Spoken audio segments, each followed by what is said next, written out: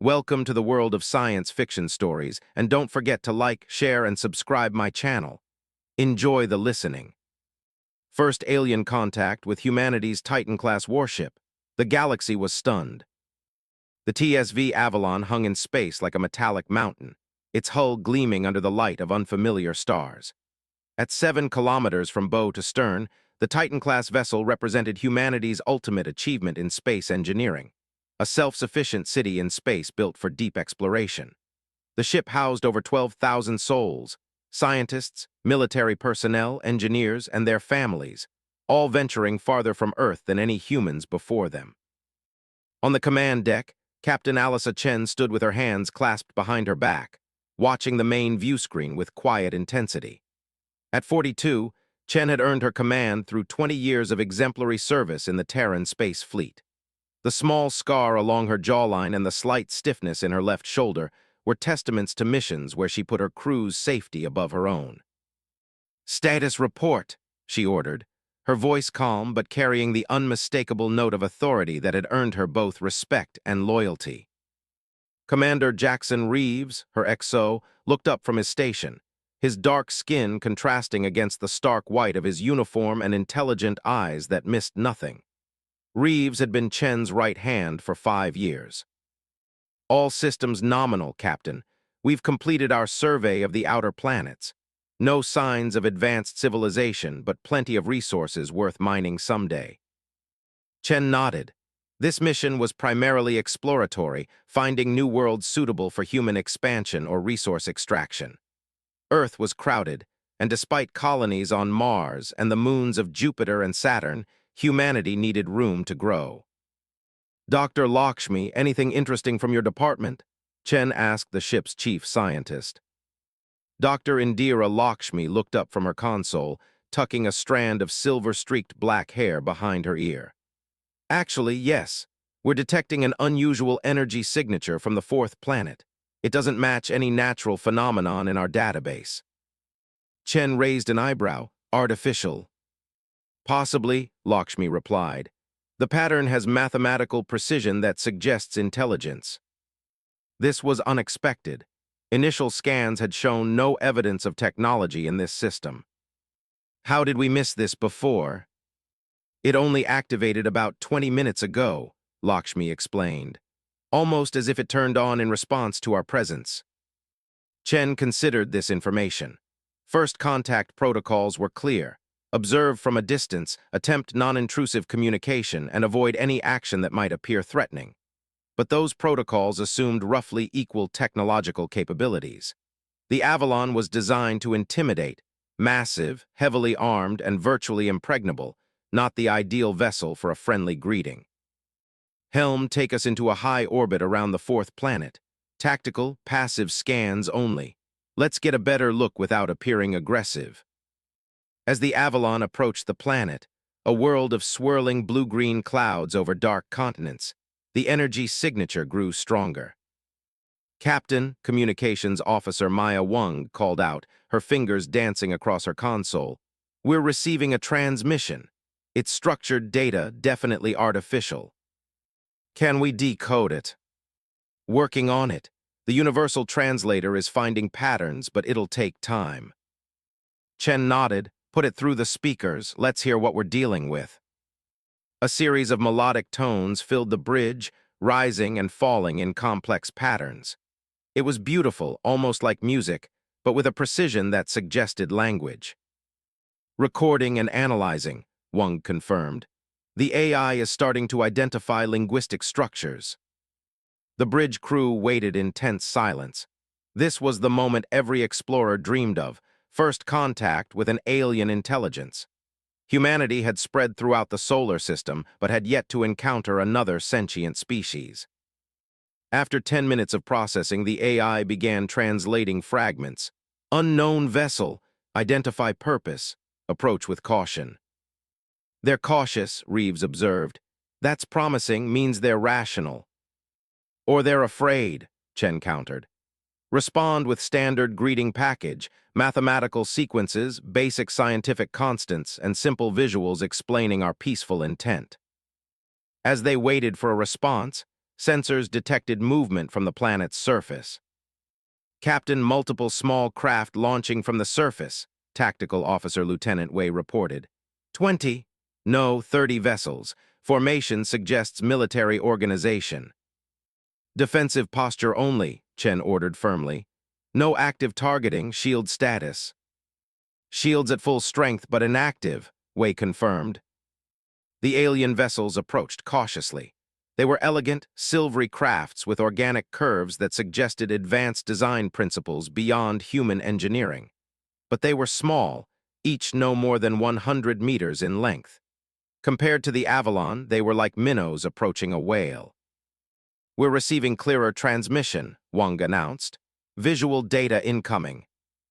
The main screen shifted to show an alien being. It had a slender, almost delicate frame with 4 limbs and iridescent skin that seemed to shift colors with its movements. Large, multifaceted eyes dominated a narrow face, and it appeared to breathe through gill-like structures along its neck. Translation improving, Wang said. They call themselves the Valari. This one is their equivalent of an admiral or commander. The alien spoke, its voice musical but firm. The translator converted its speech with only slight delays. Unknown vessel, you have entered Valari space uninvited. Your craft is of unprecedented size and power. Explain your presence and intentions immediately. Chen stepped forward. I am Captain Alyssa Chen of the Terran space vessel Avalon. We are explorers from a planet called Earth, seeking knowledge and peaceful contact with other intelligent species. We apologize for our uninvited entry into your territory. We were unaware this system was claimed. The Valari commander's skin shifted to deeper blues and purples. Your vessel's size suggests warfare capabilities beyond anything in our experience. Are you invaders? No, Chen replied firmly. The Avalon is large because it carries everything we need for long-term exploration far from our home. We have defensive capabilities, yes, but our mission is peaceful. The alien's skin rippled with patterns that the translator couldn't interpret. You will remain in your current position while we verify your claims. Any movement will be considered hostile. The communication ended abruptly. They're scared of us, Reeves said quietly. Chen nodded. Wouldn't you be? Imagine if something 7 kilometers long suddenly appeared in Earth orbit. Their vessels are maintaining distance, Wei reported. No weapon signatures detected, but they've positioned themselves to monitor us from all angles. Dr. Lakshmi approached the captain. Their technology is impressive. Those ships exhibit propulsion characteristics well beyond our capabilities, but... But what? Chen prompted. The energy output is surprisingly efficient, clean. No waste radiation. They're technologically superior to us in many ways. Chen considered this information. Yet they're clearly intimidated by our size, Chief Engineer Kazuo Tanaka interjected from his station. Size isn't everything, but mass and resource allocation matter. Their ships are elegant, but I bet they're lightly armed. Perhaps their technological path emphasized efficiency over brute force. The standoff continued for hours. The Valari vessels maintained their positions, never approaching too close but never withdrawing. Occasionally, they transmitted requests for information about human biology, technology, and social structures, which Chen authorized Dr. Lakshmi to answer within security parameters. They're studying us, Lakshmi observed. Their questions are sophisticated, focused on our environmental adaptations, technological evolution, even our art and music. What are they looking for? Chen wondered aloud. I believe they're trying to determine if we're a threat, Lakshmi replied. Not just militarily, but culturally and ecologically. 18 hours into the standoff, sensors detected a new energy signature, massive and approaching rapidly from the system's edge. Captain, Wei called out, tension evident in his voice. Large object entering the system at high velocity. Energy signature doesn't match Valari technology. The Valari fleet suddenly broke formation, half the vessels accelerating toward the new arrival, while the rest maintained their positions around the Avalon. We're receiving an urgent transmission from the Valari commander, Wang reported. The alien appeared on screen again, its skin now pale and pulsing rapidly. Terran vessel, our space is being invaded by a hostile species we call the Drade. They are predators who consume all in their path. We recommend you withdraw immediately for your own safety. Chen exchanged glances with Reeves. They're warning us, not ordering us to leave, but recommending it. The Valeri fleet is outnumbered, Wei observed, studying his tactical display. Sensors indicate the incoming Drade vessel is nearly 2 kilometers in length, heavily armed. The Valeri don't stand a chance. Chen straightened her uniform jacket. Hail the Valeri commander. When the alien appeared again, Chen spoke clearly and confidently. Commander, we detect the threat approaching your people. The Avalon was built to protect as well as explore. We offer our assistance. The Valeri's skin flashed with rapid color changes. You would intervene in a conflict not your own. That's what explorers do, Chen replied simply. We help where we can. For a moment, the alien was silent, its multifaceted eyes studying Chen intently. Then it made a gesture that seemed like resignation or acceptance. Your assistance would be appreciated, Captain Chen, but understand that the Drade are unlike any enemy you have faced. They consume not just resources but entire biospheres. They see other sentient life as nothing more than prey. Chen nodded grimly. Understood. Please share your tactical data and coordinate with my officers. Let's show these Drade that preying on others isn't as easy as they thought. As the Avalon's massive engines powered up and the ship moved to defensive position, Chen couldn't help but reflect on the irony. They had come seeking peaceful first contact, only to find themselves preparing for battle alongside aliens they barely knew against a threat they didn't understand. But if humanity was going to announce its presence to the galaxy, perhaps this was the perfect way to do it, not as conquerors, but as protectors. The Alliance. The Drade ship emerged from faster-than-light travel like a nightmare-given form. All angles and protruding weapons arrays, it looked a modeled combination of biological and mechanical components. Unlike the elegant Valeri vessels or the utilitarian design of the Avalon, the Drade craft seemed to have grown rather than been built, with an unsettling asymmetry that defied human engineering principles. That thing is alive, Dr. Lakshmi whispered, staring at the sensor readings. At least partially, its hull contains organic components that appear to regenerate. Lovely, Chen muttered. Tactical analysis. Lieutenant Wei studied his console, face grim. Heavy energy weapons, unknown type. Their shields operate on different principles than ours. They appear to absorb energy rather than deflect it. And they're launching smaller craft, hundreds of them. On the main view screen, they watched as swarms of drone-like vessels poured from the Drade ship, each perhaps 20 meters long with curved, claw-like appendages at their front. The Valeri defense fleet moved to intercept, their weapons firing brilliant beams of coherent light. Where the beams struck Drade vessels, the organic hulls blackened and burned, but for each drone destroyed, 3 more took its place. The larger Drade ship remained stationary, directing the assault. They're coordinating like insects, Reeves observed. A hive mind, possibly, Lakshmi agreed. The smaller vessels show limited independent action but perfect collective coordination. Chen activated the shipwide communication system. All hands to battle stations. This is not a drill. Weapon systems online, shields to maximum.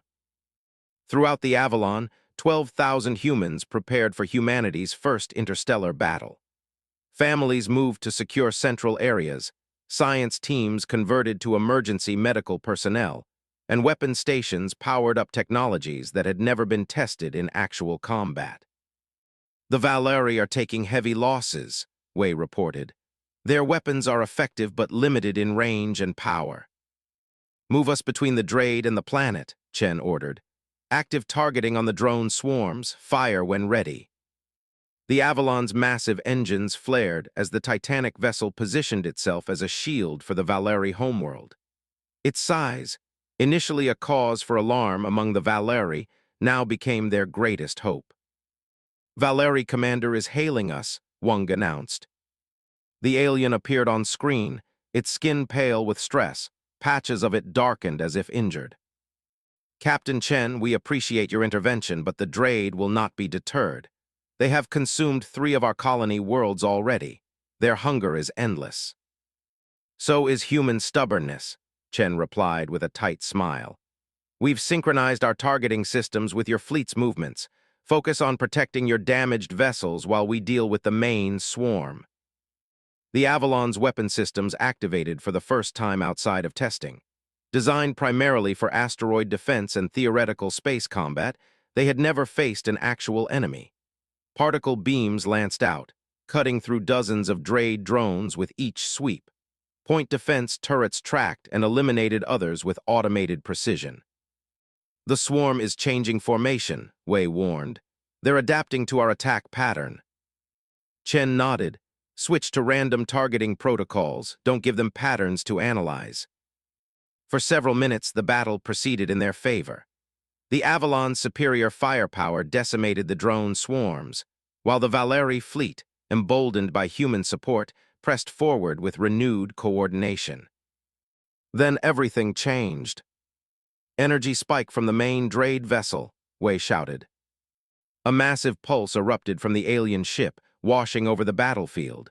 Throughout the Avalon, systems flickered and reset. EMP variant, Chief Engineer Tanaka reported, his fingers flying over his console. But selective targeting, command and control systems, main power holding but weapons targeting is offline, restoring from secure backups now. Chen gripped the arms of her command chair. Time to restoration.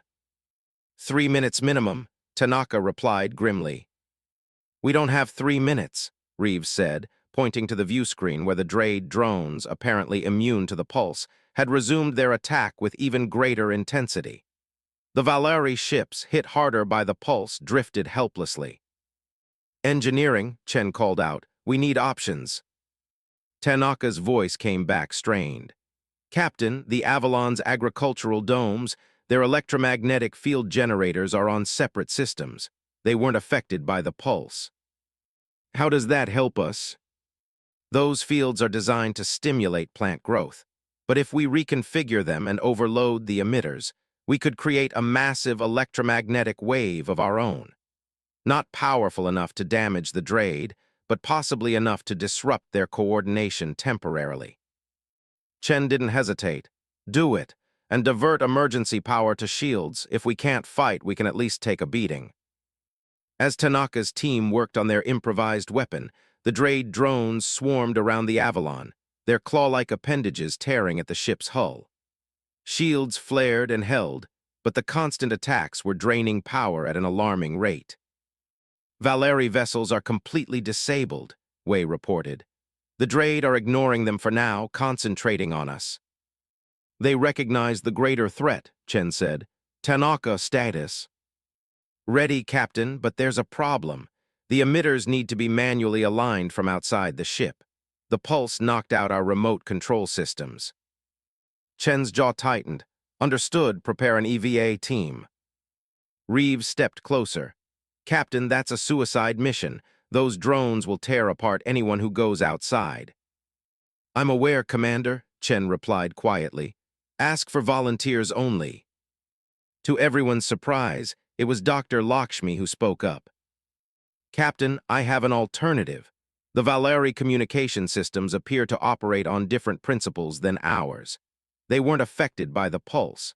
If we can transmit our field modulation patterns to their vessels, they might be able to generate a similar effect from their still-functioning systems. Can we communicate with them? Our systems are compromised, Chen pointed out. Lakshmi smiled slightly. The old-fashioned way, Morse code, using manual control of our external navigation lights. Their sensors can detect that. Chen nodded. Do it. For the next crucial minutes, as Drade drones continued their relentless assault, Lakshmi transmitted complex scientific data using nothing more sophisticated than blinking lights. The Valeri, proving their intellectual prowess, understood and responded. They've got it, Lakshmi announced. They're implementing the modifications now. What happened next surprised even the humans who had proposed the plan. Rather than simply disrupting the Drade coordination, The combined electromagnetic fields created by the ships interacted with the unique biological components of the Drade drones.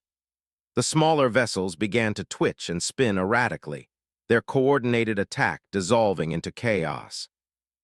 "It's working better than expected," Tanaka observed with surprise. "The Drade biology is responding to the field frequencies. It's like they're experiencing extreme disorientation." "Weapons back online," Wei announced. "Target the main vessel," Chen ordered. "All batteries." The Avalon's weapon systems, now restored, focused their full power on the Drade mothership. Particle beams and plasma torpedoes struck with devastating effect, penetrating the temporarily weakened shields and tearing into the organic hull beneath. The Valeri fleet, recovering faster than expected, joined the counterattack, their precision weapons targeting the wounds opened by the Avalon's heavier firepower, striking with surgical accuracy. Under the combined assault, the Drade mothership began to break apart, huge sections of its biomechanical hull tearing away. The remaining drones, cut off from their controlling intelligence, went dormant or self-destructed. When the battle ended, the Valeri commander requested to come aboard the Avalon. Chen welcomed the alien delegation to the ship's main conference room, where the contrast between species became even more apparent. The Valeri were physically delicate, standing barely 5 feet tall, their luminescent skin shifting through colors that hinted at their emotional states.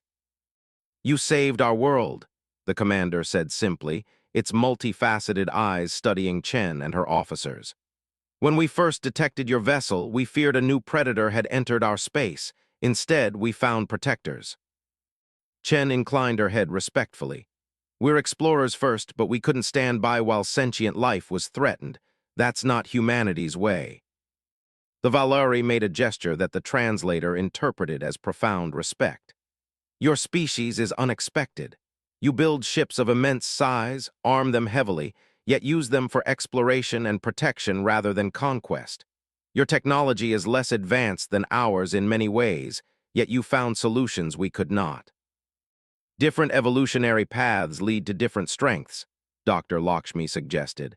"Your technology emphasizes elegance and efficiency.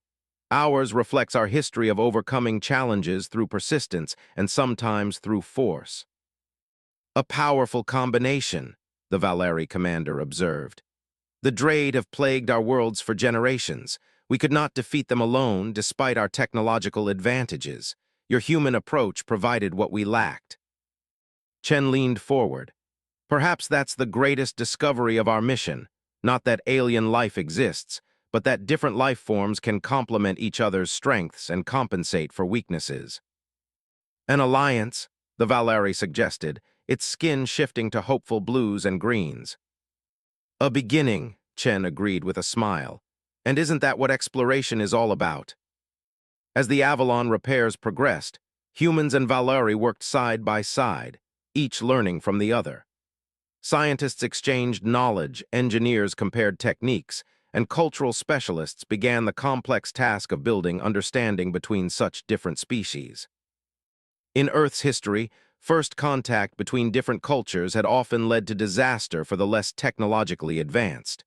But here, among the stars, humanity had found a different path, entering the galactic community not as conquerors or victims, but as partners. The Avalon, built to project human power into the unknown, had instead become a bridge between worlds. And as news of the Alliance traveled back toward Earth, humanity prepared to take its place in a larger universe. Not alone, but alongside friends whose differences made them stronger together than apart.